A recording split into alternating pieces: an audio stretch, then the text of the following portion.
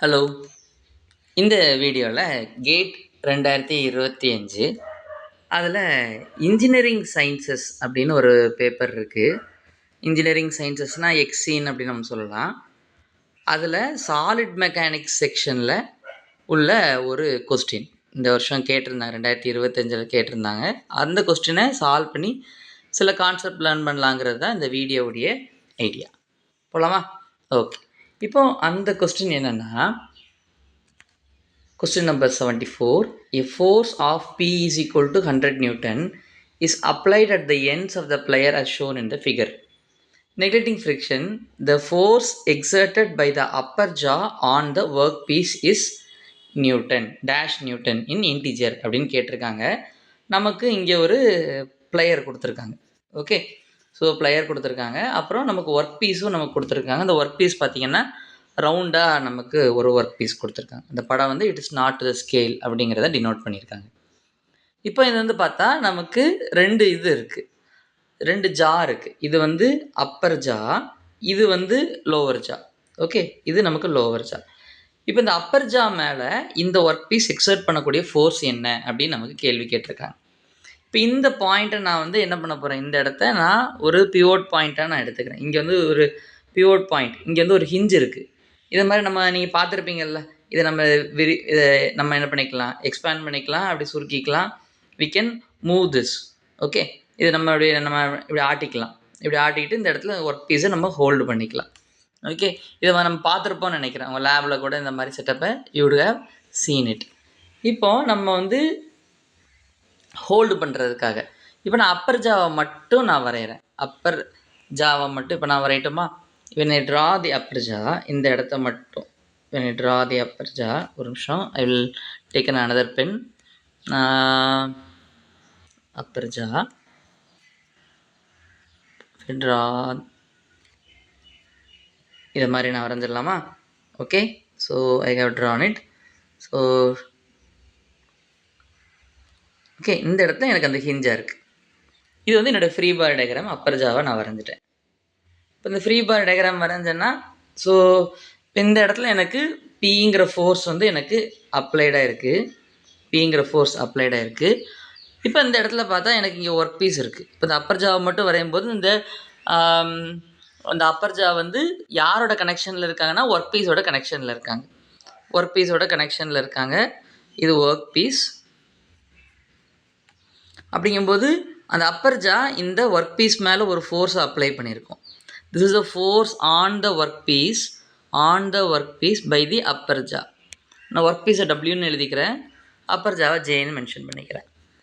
So இப்போ Newton's third law படி பார்த்தா இது மேலே எனக்கு ஒரு ஃபோர்ஸ் இருக்கும். எது மேலே எனக்கு ஃபோர்ஸ் இருக்கும்? Force on the jaw by the work piece இருக்கும். நமக்கு இதான் கேட்டிருக்காங்க. நியூட்டன்ஸ் தேர்ட் லா படி எஃப்டபிள்யூஜேயும் எஃப்ஜேடபிள்யூ சேம் தான். நியூட்டன் தேர்ட் லா படி எஃப்டபிள்யூஜேயும் எஃப்ஜேடபிள்யூவும் எனக்கு சேம் தான். சேம் வேல்யூ தான் எனக்கு வரும்.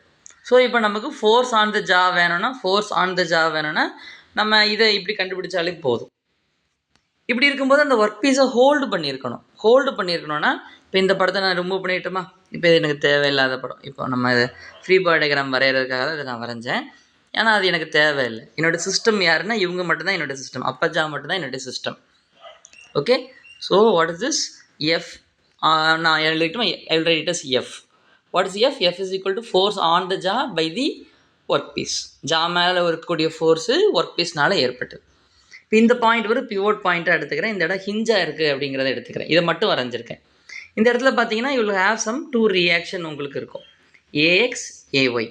அதாவது ஒரு ஹிஞ்சு மாதிரி எடுத்துக்கலாம். ஹிஞ்சு மாதிரி எடுக்கும்போது உங்களுக்கு இந்த ரெண்டு ரியாக்ஷன் மட்டும் எழுதுனா போதும். இப்போது நான் என்ன பண்ணிக்கலாம், நான் வந்து இப்போது உங்களுக்கு ஹோல்டு பண்ணியிருக்கணும். ஹோல்டு பண்ணும்போது இது ரொட்டேட் ஆகிடக்கூடாது. நான் ஹோல்ட் பண்ணியிருக்கணும். ஸோ நான் என்ன பண்ணிக்கலாம்னா மொமெண்ட் ஈக்லிபிரியம் நான் எடுக்கலாம். இந்த பாயிண்ட்டுக்கு நான் ஏ அப்படின்னு நான் எடுத்துக்கிறேன். So summation of moment with respect to A என்னன்னு நான் கண்டுபிடிக்க போகிறேன். So summation of moment with respect to A என்ன? Summation of moment with respect to ஏனா position vector of the force. Okay, force with respect to A point cross with force vector. இதுதான் என்னுடைய மொமெண்ட்டோட இது என்ன ஃபார்முலா. வெக்டர் ஃபார்முலா நான் use பண்ணியிருக்கேன். இப்போ நான் என்ன பண்ணுறேன், இப்போ இந்த ஃபோர்ஸினுடைய லைன் ஆஃப் ஆக்ஷனை நான் வரைகிறேன். இந்த ஃபோர்ஸ் வந்து போகக்கூடிய லைன் ஆஃப் ஆக்ஷன். ஸோ இந்த பாயிண்ட்டுக்கும் இந்த line of action of the ஃபோர்ஸுக்கும் இடையில இருக்கக்கூடிய ஏதாவது ஒரு பாயிண்ட் எனக்கு தெரிஞ்சால் போதும். பொசிஷன் வெக்டரிக்கலி ஏதாவது ஒரு பாயிண்ட் எனக்கு தெரிஞ்சால் போதும். நான் கிராஸ் ப்ராடக்ட் பண்ணிட்டேன், எனக்கு ஆன்சர் வந்துடும். ஸோ நமக்கு 2 வேல்யூ நமக்கு கொடுத்துருக்காங்க. நமக்கு 2 வேல்யூஸ் கிளியர்லி கிவன். இதுக்கும் இடையில பார்த்தீங்கன்னா, இந்த ஏ பாயிண்ட்டுக்கும் இதுக்கும் இடையில எவ்வளோ வேல்யூ இருக்குது? எனக்கு 100 மில்லிமீட்டர் இருக்குது. அதே நேரத்தில் I also have an another value. A பாயிண்ட்டுக்கும் எஃப்க்கும் பார்த்தீங்கன்னா இந்த வேல்யூ இருக்குது. எனக்கு எவ்வளோ வேல்யூ இருக்குது? 25 mm அப்படிங்கிற ஒரு வேல்யூ இருக்குது. இப்போ நான் வந்து என்னுடைய அனாலிசிஸ் பண்ணுறதுக்காக நான் ஒரு கோஆர்டினேட் சிஸ்டம் எடுத்துக்கிறேன். இது என்னுடைய எக்ஸ் ஆக்சிஸ், இது என்னுடைய ஒய் ஆக்சிஸ் அப்படின்னு நான் ஒரு கோஆர்டினேட் சிஸ்டம் எடுத்துக்கிறேன். இப்போ இந்த வெக்டர் ஃபார்மில் போகும்பொழுது இது வந்து ரொம்ப ஈஸியானது தான். ஓகே, ஸோ இப்போ வந்து நான் இந்த ஃபார்முலா எனக்கு 2 ஃபோர்ஸ் இருக்கிறதுனால இப்போ நான் 2 விதமாக எழுதுகிறேன். Position vector of the force F with respect to A crossed with force F. Okay, so plus position vector of the force P with respect to A crossed with P vector. இப்போ வந்து பாருங்கள், force போகிற ஏதாவது ஒரு அந்த force போகிற line of ஆக்ஷனில் உங்களுக்கு ஒரு டிஸ்டன்ஸ் உங்களுக்கு தெரிஞ்சால் போதும், அது வெக்டரிக்கலி தெரிஞ்சால் போதும் உங்களுக்கு. ஸோ அப்போ நான் இதை நான் என்ன எழுதலாம்? இது வந்து எனக்கு இது எந்த ஃபோர்ஸுடைய பொசிஷனை சொல்லுதுன்னா, இந்த P ஃபோர்ஸோட பொசிஷனை சொல்லுது. Position of the P force with respect to A. அப்போ நான் எவ்வளோ தூரம்? 100 மீட்டர் இந்த with respect to A. So position vector of the P force with respect to A is equal to 100 mm. எந்த டைரக்ஷனில் இருக்குது அந்த பொசிஷன் வெக்டர்? மைனஸ் ஐ ஹேட்டில் இருக்குது, மைனஸ் ஐ கேப். இது வந்து ப்ளஸ் எக்ஸ் கேப், இது வந்து மைனஸ் எக்ஸ் கேப். ஸோ அந்த பொசிஷன் வெக்டர் எனக்கு இப்படி இருக்குது. இப்போ அடுத்த பொசிஷன் வெக்டர் என்னது? Next position vector is position vector of the force F with respect to A. அது எப்படி வரைய போகிறோம்? Force F A, force F ஏயை பொறுத்து நம்ம சொல்லணும், அதனுடைய நிலையை நம்ம சொல்ல போகிறோம்.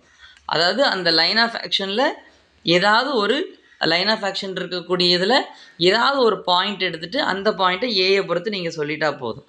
இட்ஸ் எனஃப், போதும். சரியா?